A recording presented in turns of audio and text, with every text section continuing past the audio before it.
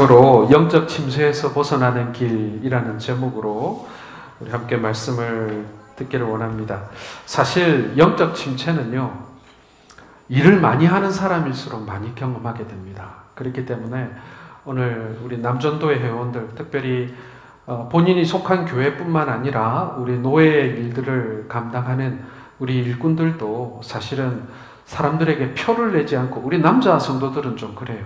표를 내지 않고 속으로 영적 침체를 혼자 경험하는 그런 우리 남자 성도님들이 많습니다. 남전도의 회원들이 많습니다. 그래서 오늘 이 말씀을 가지고 우리가 어떻게 영적 침체에서 벗어날 것인가, 우리가 다시 어떻게 의욕 있게 일할 것인가, 우리가 함께 살펴보는, 그리고 말씀을 통해 교훈받는 그런 시간이 되기를 원합니다. 여러분, 혹시 이런 병을 들어보셨는지 모르겠습니다. 통계적으로 지구상에 62억의 인구 중에 3억 5천만 명이 이 질병에 시달리고 있습니다. 남자는 10명 가운데 1명, 그리고 여자는 5명 가운데 1명이 이 질병에 고통당하고 있습니다.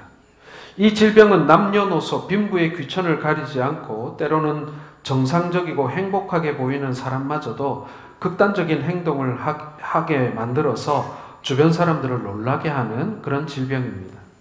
보통은 아이를 낳은 후 산후에 찾아오기도 하고, 중년기에 접어들어서 찾아오기도 하며, 노년기에 찾아오기도 하는 질병입니다.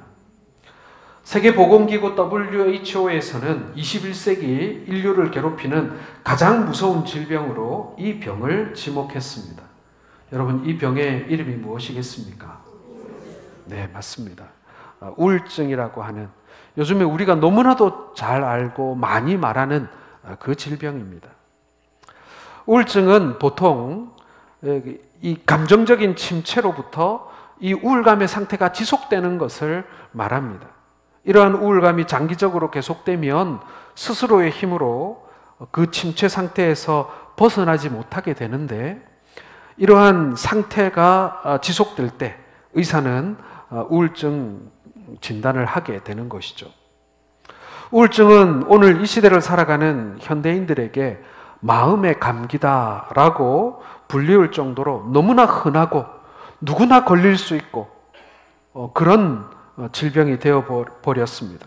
사실 누구나 한두 번쯤은 이러한 침체에 빠졌던 경험이 있곤 합니다. 이런 우울감을 장기간 느끼지 않은 사람들이 어디 있겠습니까? 아이가 시험을 잘 못 봤거나, 남편이 실직을 했거나, 그리고 가족들 간에 불화가 있거나, 그러면요, 누구나 할 것 없이 이러한 상태를 경험하게 되는 것입니다. 봄과 가을의 계절이 바뀔 때는 어떻습니까? 우리가 소위 말하는 계절을 탄다고 말하지만 이것도 계절성 우울증이라고 부릅니다. 이때가 되면 괜히 센치해지고 멜랑콜리한 기분이 들고 다 그런 동일한 맥락에서 찾아오는 것이죠. 그렇다면 여기서 우리 자신에게 한번 물어봐야 될 질문이 있습니다. 그러면요, 그리스도인도 우울증에 걸리는가 하는 것입니다. 믿음이 좋으면 우울증에 걸리지 말아야 한다. 아니, 안 걸릴 거다. 여러분 그렇게 생각하십니까? 여러분의 바람과는 달리 여러분 그리스도인도요, 믿음이 좋아도요, 우울증에 걸릴 수가 있습니다. 현대인들을 괴롭히는 이 우울증 증상이 왜 신앙인들에게 문제가 되는가? 누구나 다 경험하는 것이니 신불신 간에 그게 큰 차이가 있겠는가라고 생각할 수 있습니다만은, 바로 이 우울증이 성도들에게는 심각한 영적 침체를 동반하고 있기 때문에 우리에게는 더욱더 조심스럽다라는 것입니다. 믿지 않는 사람도 걸리고 믿는 사람도 걸리지만 믿지 않는 사람에게는 없는 문제, 바로 우리 그리스도인들에게만 있는 문제, 바로 영적 침체가 함께 온다라는 사실인 것이죠. 영국의 존경하는 강해 설교자였던 마틴 로이드 존스 목사님이 쓴 영적 침체라고 하는 책이 있습니다. 이 책에 보면 많은 성도들이 우울증을 앓고 있고, 그리고 목회자들도 예외가 아니라고 진단하고 있습니다. 2013년 4월 5일 날 미국 최대의 교회, 미국에서 제일 큰 교회 여러분 어딘 줄 아세요? 예, 바로 세들백 교회라는 교회가 미국에서 제일 큰 교회입니다. 이 교회의 담임 목사인 릭 워렌 목사, 여러분도 그 40일 해보셨죠? 목적이 이끄는 40일 해보셨지 않습니까? 바로 그 목적이 이끄는 40일이 시작된 교회가 이 세들백 교회고 릭 워렌 목사님이 시작했는데, 이 목사님의 27살 된 아들이 정신질환을 이겨내지 못하고 권총 자살을 하게 됩니다. 릭 워렌 목사님이 27년 동안이나 날마다 기도하던 첫 번째 가장 중요한 기도의 제목이 바로 이 아들의 정신질환이 치료되는 것을 하나님 앞에 구하는 기도였다라고 합니다. 그러나 결말이 그렇게 썩 좋지를 못했습니다. 사실 여러분, 우리가 말을 안 해서 그렇지 우리 주변에요, 이런 사례들이 생각보다 많이 있습니다. 저도 우울증을 앓았던 성도의 장례식을 3번 치러봤습니다. 그 결말이 그렇게 좋지 못했습니다. 오늘 특별히 이스라엘의 위대한 선지자였던 이 엘리야가, 정확하게 제가 엘리야의 상태를 병리적으로 진단할 만한 의사의 입장은 아닙니다만은, 그러나 분명한 것은 이 위대한 선지자 엘리야가 영적 침체를 경험했다라는 것입니다. 지금 우리가 말하는 우울증과 같은 그러한 침체를 경험했다라는 거예요. 그리고 그것을 어떻게 극복했는지를 우리가 함께 살펴보면서 우리에게 어느 날 문득 이 영적인 침체가 찾아올 때 우리가 어떻게 이겨내야 할 것인가를 함께 살펴보고자 합니다. 여러분, 엘리야 선지자가 어떤 사람들입니까? 이스라엘 사람들에게 있어 선지자 중에 선지자가 바로 엘리야입니다. 오늘 우리가 함께 읽었던 본문의 바로 앞장인 열왕기상 18장에 보게 되면 갈멜산에서 바알과 아세라 선지자 850명과 대적해서 하늘의 불이 제단에 내리게 하고, 또 바알과 아세라를 섬기는 선지자들 모두 그 자리에서 쳐 죽이게 됩니다. 이건 뭐라고 해야 될까요? 전쟁이라고 해야 될까요? 아니면 신앙개혁이라고 해야 될까요? 뭐라고 해야 할까요? 그런데 이 소식을 들은 아합 왕의 아내였던 이세벨이 사자를 보내어서 엘리야를 반드시 죽이겠다라고 공포를 하게 됩니다. 이에 생명의 위협을 느낀 엘리야가 유다의 가장 남쪽 도시인 부엘세바까지 도망을 하게 되는 거예요. 그것도 안전하지 않다고 생각했던지 같이 가던 사환을 남겨두고 혼자 하룻길을 더 도망가게 됩니다. 그리고 오늘 성경에 나와 있는 대로 3절에서 4절에 나와 있는 것처럼 로뎀나무 아래에 이르게 되는 것이죠. 바알 선지자들과 싸울 때 그 엘리야의 그 당당함을 여러분 혹시 기억하고 계십니까? 그 위풍당당했던 하나님의 선지자의 모습. 지금도 여러분 그 갈멜산에 가보면 엘리야의 동상이 탁 세워져 있는데, 한 손에는 횃불을 들고 있고 한 손에는 칼을 들고 있습니다. 얼마나 위풍당당한 그 엘리야의 모습을 볼 수 있는지 몰라요. 상상이 막 되더라고요. 그랬던 그 엘리야가 이 이세벨의 협박을 듣고 도망을 가게 되는 것입니다. 하나님, 차라리 자신을 죽여달라고 하기까지 어떻게 보면 너무나도 불신앙적인 모습 아니겠습니까? 이제 나는 넉넉하오니 이제 저를 좀 죽여주십시오. 저 이만큼 한 걸로도 충분하니까 더 이상 살아서 무엇하겠습니까? 저밖에 안 남았는데 그냥 저까지 죽이시죠. 이렇게 자신의 삶, 자신의 사명, 자신의 역할을 포기하는 모습을 보여주게 됩니다. 여러분, 이게 우울증이 아니고 무엇이겠습니까? 이것이 영적 침체가 아니고 무엇이겠습니까?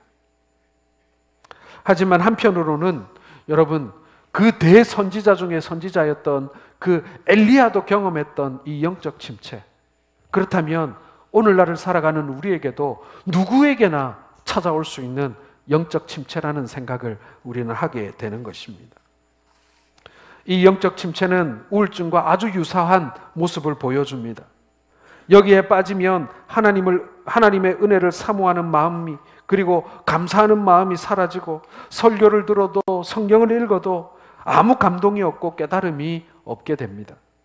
기도의 자리로 나와야 되는 것은 알고 있지만 어두컴컴한 집안에서 도무지 나오려고 하지 않는 것입니다. 그런데 이런 모습은요, 바로 사단이 좋아하는 모습입니다. 어두컴컴하고, 그리고 누구도 만나려 하지 않고, 영적 침체, 영적인 우울감이 빠졌다면 빨리 그 침체로부터 벗어나야 되겠습니다. 어떻게 해야 할까요? 첫 번째는 여러분, 우리가 같이 한번 읽어보겠습니다. 시작. 영적 침체에서 벗어나는 길은 보이는 것을 의존하지 않는 것입니다. 자, 오늘 5절 상반절을 한번 보시기 바랍니다. 로뎀나무 아래에 누워 자더니라는 구절이 나옵니다. 엘리야는 이세벨의 살해 위협을 피해서 브엘세바 로뎀나무 아래로 피신하게 됩니다.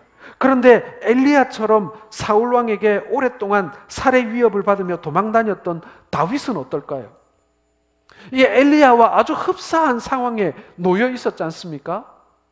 자, 엘리야는 브엘세바까지 도망가고 하룻길을 더 도망가서 로뎀나무 아래에서 지금 자고 있습니다. 자, 그렇다면 다윗은 어떨까요? 사무엘하 22장 3절을 같이 읽어보겠습니다. 시작. 내가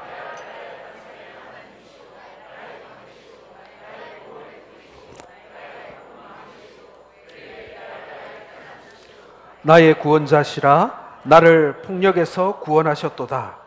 예, 지금 오늘 다윗은 지금 자신의 피난처가 어디라고 말하고 있습니까? 왜? 하나님이라고 말합니다. 하나님이 자신의 피난처라고 지금 고백하고 있는 것입니다. 엘리야는요, 이세벨의 위협을 받을 때 눈에 보이는 안전한 장소를 찾아갔습니다. 브엘세바면 이스라엘의 최남단 도시예요. 거기서 조금만 더 가면 이제 소위 말해서 국경을 넘어서 해외로 도피하게 되는 것입니다. 브엘세바의 로뎀나무는 사실 안전한 피난처가 아니에요. 거기는 뭐 안전하겠습니까? 여러분, 나무 밑에 도망갔다라는 말 들어봤습니까? 나무 밑은요, 피난처가 아니에요. 깊은 산골로 들어가든지 동굴로 들어가든지 말이죠. 뭐 이런 곳으로 가야 피난처지, 나무 아래는 피난처가 아닙니다. 거기다가 여러분 아시다시피 이스라엘이라는 나라가 숲이 울창한 그런 나라가 아니에요. 특별히 브엘세바는 시나이 반도 쪽에 붙어 있는 아주 남쪽에 있는 척박한 지역이라 나무도 띄엄띄엄 있어요. 그러면요, 그 나무 밑에 낙타라도 한 마리 탁 앉아 있으면 수 킬로 밖에서도 그게 보여요. 이 엘리야를 쫓는 추적군들이 브엘세바까지 따라왔다면 그 로뎀나무 아래에 앉아 있는 엘리야를 쉽게 찾았을 것입니다. 그런데 거기가 안전하다고 지금 거기 밑에서 잠을 자고 있다. 사실 여러분, 이 땅에는 우리가 피할 안전한 장소가 없습니다. 우리는 나름 피할 수 있는 곳이지 않을까, 안전하지 않을까라고 생각되는 이 땅에 눈에 보이는 곳이 실상은 그렇게 안전한 곳이 못 된다라는 것입니다. 우리가 피할 곳은 오직 우리 하나님 여호와 그 품 아래라는 사실을 여러분 기억하시길 바랍니다. 우리가 여러 가지 요인 때문에 위험이나 고난을 당할 때 눈에 보이지 않는 하나님을 피난처로 삼아야 합니다. 당장 눈에 보이는 피난처가 우리를 보호해 줄 것 같지만 그것은 정말 잠시 잠깐뿐인 것이죠. 현대인들은 영적 침체를 위해서 많은 군중 사이에 숨습니다.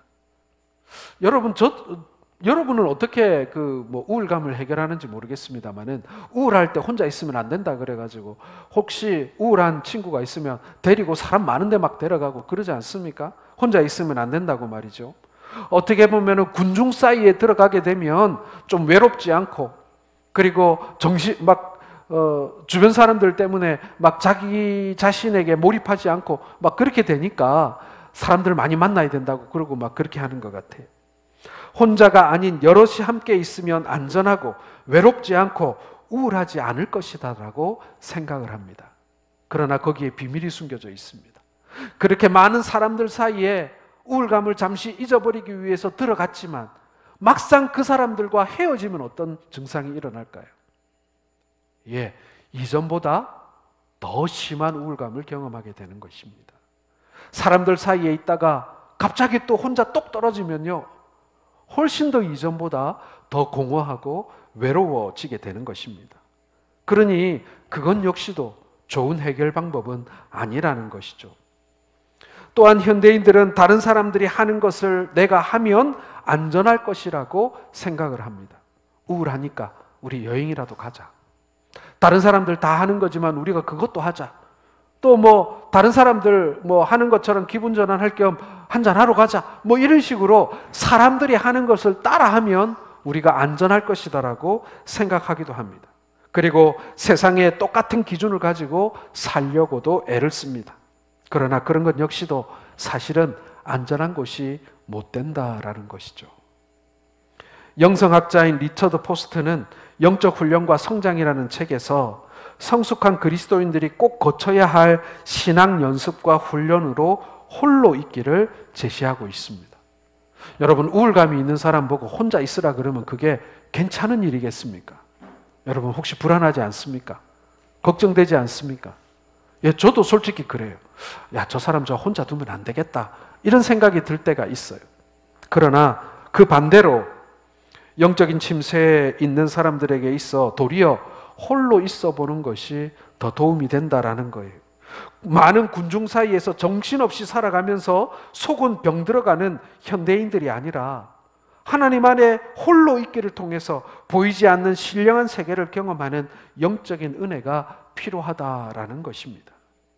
눈에 보이는 안전한 장소가 아니라 눈에 보이지는 않지만 우리의 피할 바위가 되어주시는 하나님을 피난처로 삼으시기를 주님의 이름으로 축원합니다. 그런 과정들이 우리에게 좀 필요하다라는 거예요. 여러분, 부부도 같이 있으면 좋긴 합니다만 때로는 부부가 서로 따로 떨어져서 홀로 있으면서 자신의 영적인 상태를 점검해보고 자신의 삶을 되돌아볼 수 있는 시간이 좀 필요하다라는 것입니다. 우리 남편들, 아내들 너무 따라다니지 마세요. 요즘에는 아내들이 남편을 따라다니는 게 아니라 요즘에는 남편들이 아내들을 그렇게 죽자 살자 따라다니더라고요. 좀 혼자 둬야 될 필요가 있어요. 좀 서로 떨어져 있어야 할 필요가 있다라는 것입니다. 우리가 특별히 우리가 영적인 침체에 빠져들게 되면요, 다른 목적 말고요, 아유, 내 어디 가서 그냥 잠이나 좀 자고 올란다, 이게 아니라 자신의 삶을 돌아보고 그래도 내 신앙을 다시 점검해 볼 수 있는 나만의 시간이 서로 필요하다라는 것이죠. 그러한 시간을 한번 계획해 보시기를 바랍니다. 제가 이번 휴가 때 이제 개척하고 있는 선배 목사님을 찾아뵀는데 선배 목사님 보고 제가 휴가를 좀 다녀왔습니까 하니까 아이고, 개척교회 목사가 주일을 비울 수 없어서 휴가를 가지 못한다. 그런데 아내에게 휴가를 줬다 그러더라고요. 아내에게. 사모님에게 그 목회비 그 카드를 줘서 휴가를 보냈대요. 아유, 그 말 듣고 제가 가슴이 철렁했습니다. 네. 그렇게 서로 따로 떨어져 있음으로 인해서 쉼을 얻는 거예요. 그렇게 서로 따로 떨어져 있음으로 인해서 그런 영적 침체를 벗어날 수 있는 재충전의 시간이 가능하더라는 것입니다. 하나님 앞에 홀로 서 있는 시간, 하나님 앞에 홀로 되어보는 시간이 필요하다. 여러분, 그런 계획을 한번 세워보시길 바랍니다. 두 번째로 여러분, 영적 침체를 벗어나는 길은요, 우리 한번 같이 읽겠습니다. 시작. 벗어나는 길은 심신의 기력을 회복하는 것입니다. 자, 5절 하반절부터 6절까지 한번 읽어보겠습니다. 시작. 천사가 그를 어루만지며 그에게 이르되 일어나서 먹으라 하는지라. 본즉 머리맡에 숯불에 구운 떡과 한 병 물이 있더라. 이에 먹고 마시고 다시 누웠더니. 자, 로뎀 나무 아래에 누워서 자는 엘리야를 깨워서 한 일은 무엇이었습니까? 하나님이. 근데 제가 성경을 읽다가 좀 혼자 웃었어요. 그에게 이르되 일어나서 먹으라 하는지라. 본죽. 본죽인데 제가 한번 읽다 보니까 뭐 일어나서 먹으라 하는지라 본죽으로 보이더라고요. 요즘에 제 안경이 눈에 잘 안 맞아가지고 다초점 안경을 쓰는데 요즘 들어서 가까운 게 잘 안 보여서 이게 바꿔야 돼요. 지금 본죽 이렇게 보이더라고요. 우리 몸이 아파서 누웠다 일어나면 뭐 먹어야 돼요? 본죽 먹어야 되잖아요. 그렇죠? 하나님께서 엘리야에게 오늘 지금 본죽을 주고 계신데 뭐냐면은 숯불에 구운 떡과 한 병의 물이었더라. 우리는 죽을 먹어야 되는데 이 팔레스틴 사람들은 아마도 고기를 먹어야 되나 봐요. 네. 회복의 이야기죠. 그거 먹으면 힘이 나잖아요. 기도와 말씀과 예배와 신령한 은혜를 주시는 것이 아니라 심신이 지친 엘리야에게 기력을 회복할 수 있는 음식을 주고 계신다라는 것입니다. 하나님은 몸과 마음이 지친 엘리야를 찾아오셔서 책망하거나 무시하거나 정죄하지 않으시고요, 음식을 먹여주고 계시는 것입니다. 육신적인 회복을 말하는 것이죠. 여러분, 우리의 육신과 우리의 영은요, 굉장히 밀접하게 연결되어 있습니다. 서로 분리되어 있지 않아요. 서로에게 영향을 끼치게 되어 있습니다. 영적으로 침체하게 되면요, 몸도 병들어요. 그리고 몸이 병들면요, 영적으로도 도전을 받습니다. 우리가 영적으로 침체되어 있을 때 제일 먼저 해야 할 일은요, 맛있는 것을 먹고 기력을 회복하는 일입니다. 저는 그렇게 믿습니다. 이게 굉장히 큰 도움이 된다고 생각이 됩니다. 목회를 하는 데 있어서 먹는 것이 굉장히 중요하더라고요. 제가 누구라고 말은 안 하겠는데요, 제가 우리 대구에 와가지고 우리 부목사님들하고 신방을 갔는데 음식을 많이 대접해 주시더라고요. 집에서 이렇게 식사 대접을 하셨는데, 요즘에 집에서 식사 대접하는 가정이 그리 흔치 않습니다. 정말 정성 들여 만든 음식인데 제 앞에 음식이 많이 옵니다. 어느 가정을 가나 담임 목사님 앞에 음식이 제일 많이 오는데, 저도 사람인지라 제가 여러분 보시기에 등치가 커서 많이 먹을 것 같죠? 아닙니다. 저도 일반인입니다. 저도 요만큼 먹습니다. 저희 집사람은 막 점점 말라가고 저는 점점 이러니까 사람들이 뭐 목사님이 사모님 것까지 다 먹는 줄 알지만 아닙니다. 집사람하고 저하고 먹는 양이 비슷합니다. 그래서 제가 이제 우리 그 부목사님들한테 이렇게 눈치를 줍니다. 빨리 먹으라고, 다 먹으라고 이렇게 하는데, 우리 목사님 한 분이 저를 너무 사랑하고 생각하는지 목사님 더 드십시오 하고 자기 걸 저한테 주더라고요. 참 목회하는 데 있어서 먹는 것이 중요합니다. 잘 먹어야 됩니다. 우리의 영과 우리의 육이 다르지 않습니다. 영지주의자들은요, 영은 선하고 육은 악하다라고 가르쳤습니다. 그런데 그렇지 않습니다. 우리 그리스도인들에게는요, 영도 선하고 육도 선합니다. 그래서 우리 주님은 우리가 영적으로 침체되어 있을 때 우리의 육체의 기력을 회복시켜 주시기 위해서 숯불에 구운 떡과 물로 기력을 회복시켜 주시는 것입니다. 여러분, 음식을 먹을 때 힐링되는 것을 경험해 보신 적이 있습니까? 저는 최근에 음식을 먹으면서 힐링을 경험한 적이 있습니다. 우리 홍성수 장로님의 바베큐를 먹으면서 제가 힐링을 경험했습니다. 제 바베큐 경력 20년을 통틀어서 그런 바베큐는 제가 본 적이 없습니다. 장로님이 해주신 그 바베큐를 먹는데 마음에 감동이 되더라고요. 이게 도대체 어떻게 구운 고기인가? 어떻게 바베큐가 이런 맛을 낼 수 있을까? 아니나 다를까 몇 시간을 공을 들여가지고, 그런 말이 있더라고요. 그 low and slow, 낮은 온도로 오랫동안 구워야 좋은 바베큐가 나오는데 우리 홍 장로님이 딱 그렇게 하고 계시더라고요. 정말 정성이 들어간 그 고기를 먹으면서 저도 힐링이 되고 우리 성도들도 힐링이 되고, 이번에 우리 중고등부 친구들도 우리 청년들도 그거 먹으면서 너무 좋아하더라고요. 음식을 먹으면서 힐링을 경험할 수 있다, 저는 그렇게 믿습니다. 우리가 영적으로 침체되어져 있을 때 하나님께서는 우리를 회복시키기 위해서 우리에게 그런 육체적인 유익도 허락해 주실 때가 있다라는 거예요. 그래서 여러분, 죽은 뭐죠? 사랑이죠. 그렇죠? 우리 가족이나 우리 배우자나 누가 힘들고 어렵고 몸이 지쳐 있을 때 누가 이렇게 만들어다 준 맛있는 죽 한 그릇은 우리에게 사랑입니다. 그렇죠? 아닙니까? 사랑이죠. 그 죽 한 그릇이 얼마나, 이게 뭐 별거 있겠나, 재료값 얼마나 들겠나 싶지만, 그러나 그 죽 한 그릇이 우리에게 위로가 되고 힘이 되는 거예요. 오늘 하나님께서도요, 엘리야를 일으키실 때 그렇게 일으키셨어요. 예수님이 십자가에 못 박혀 죽으신 후에 무덤에서 3일 만에 다시 부활하셨습니다. 그런데 제자들이 그 주님의 부활을 목격하지 못했어요. 예수님이 돌아가실 때도 도망가고 부활하실 때도 그 자리에 없고, 도대체 이 제자들 뭡니까? 그들은 예수님이 십자가 지신 사건 이후에 크게 실망하고 갈릴리로 돌아가서 물고기를 잡고 있었어요. 그때 주님이 물가로 찾아오십니다. 그리고 물으십니다. 물고기 좀 잡았냐? 제자들이 그날따라 고기를 한 마리도 잡지 못했습니다.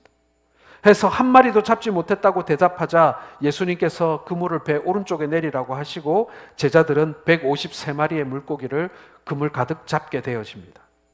그리고 그 제자들을 불러 예수님께서 제자들을 이 불가로 부르십니다. 가보니까 예수님께서 숯불에 빵과 고기를 구워놓고 기다리고 계셨습니다.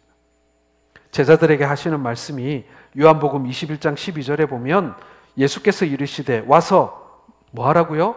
조반을 먹으라. 저 같으면요, 자 와서 무릎을 꿇어라 이랬을 것 같아요. 손도 들거나 뭐 이랬을 것 같아요. 그리고 13절에 예수께서 가셔서 떡을 가져다가 그들에게 주시고 생선도 그와 같이 하시니라. 나는 고기 먹을 테니 너희는 빵이나 먹어라. 그럴 수도 있겠습니다. 미운 놈 떡 하나 더 준다고. 그런데 우리 주님께서는 불러다가 아무 말 없으시고 음식을 먹이셨다라는 것입니다. 전에 목사들 사이에 농담으로 목회를 먹회라고 부르던 시절이 있었습니다. 그런데 사실 목회는 먹회 맞습니다. 잘 먹고 건강해야 목회도 잘할 수 있습니다. 건강해야 말씀을 들어도 은혜가 되고 건강해야 주님을 위해 헌신하고 일할 수 있기 때문에 그렇습니다. TV에 보니까 소를 키우는 그 자연인이 나와서 뭐라고 얘기하냐면 소는 먹는 것과 싸는 것으로 말한다 그러더라고요. 잘 먹는지를 보면 건강하고 싸놓은 걸 보면 건강한지 병들었는지 알 수 있다 그러더라고요. 예, 목회자도 소입니다. 소. 주의 일을 하는 소잖아요. 그러니까 잘 먹고 잘 자고 잘 하고 이래야 목회 잘할 수 있는 거예요. 그래서 먹회인 것입니다. 여러분, 우리가 영적으로 침체되어 있다면 여러분 몸을 한번 추스리시기 바랍니다. 자신에게 몸을 돌보시기 바랍니다. 많은 성도들이요, 주의 일을 하는 것은 좋은데 자신의 몸까지 돌보지 않고 막 열심히 하는 분들 계십니다. 그거 그렇게 충성된 거 아닙니다. 자신의 몸을 돌보면 꼭 죄 짓는 것처럼 그렇게 여기시는 분이 있습니다. 그렇지 않습니다. 자신의 몸을 잘 돌보는 것도 하나님께서 주신 선물, 하나님께서 주신 집을 잘 가꾸며 사는 것, 그것도 충성된 것입니다. 사랑하는 성도 여러분, 기력을 회복하실 수 있기를 바랍니다.